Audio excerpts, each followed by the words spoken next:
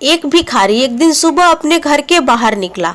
त्योहार का दिन है। आज गांव में बहुत भिक्षा मिलने की संभावना है। वो अपनी झोली में थोड़े से चावल के दाने डालकर बाहर आया, क्योंकि झोली अगर भरी दिखाई पड़े तो देने वाले को आसानी होती है। उसे लगता है कि किसी और ने भी दिया है। सूरज निकलने के करीब है। अभी लोग जाग ही रहे थे। मार्ग पर आते ही सामने से राजा का रथ आता हुआ नजर आता है। सोचता है आज राजा से अच्छी भिक्षा मिल जाएगी। राजा का रथ उसके सामने आकर रुक जाता है। उसने सोचा, धन्य है मेरा भाग्य, आज तक कभी राजा से भिक्षा नहीं मांग पाया, क्योंकि द्वारपाल बाहर से ही लौटा देते हैं।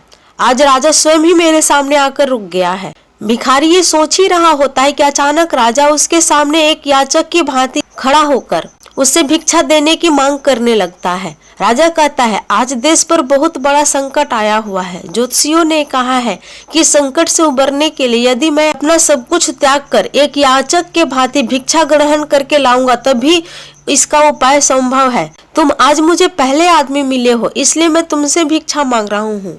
यदि तुमने मना कर दिया तो देश का संकट टल नहीं पाएगा, इसलिए तुम मुझे भिक्षा में कुछ भी दे दो। भिखारी तो सारा जीवन मांगता ही आया था, कभी देने के लिए उसका हाथ उठा ही नहीं था।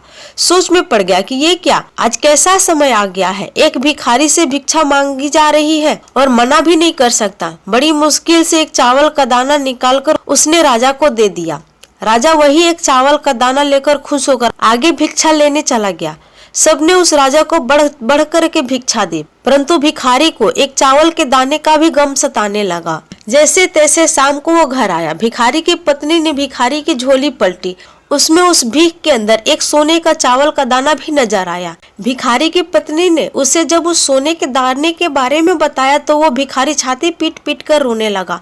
जब उसकी पत्नी ने रोने का कारण पूछा तो उसने सारी बात बताई। उसकी पत्नी ने कहा, तुम्हें पता नहीं कि जो दान हम देते हैं वही हमारे लिए स्वर्ण है, और जो हम इकट्ठा कर लेते हैं वो सदा के लिए मिट्टी हो जाता है। उस दिन से उस भिखारी ने भिक्षा मांगनी छोड़ दी और मेहनत करके अपना तथा परिवार का भरण पोषण करने लगा।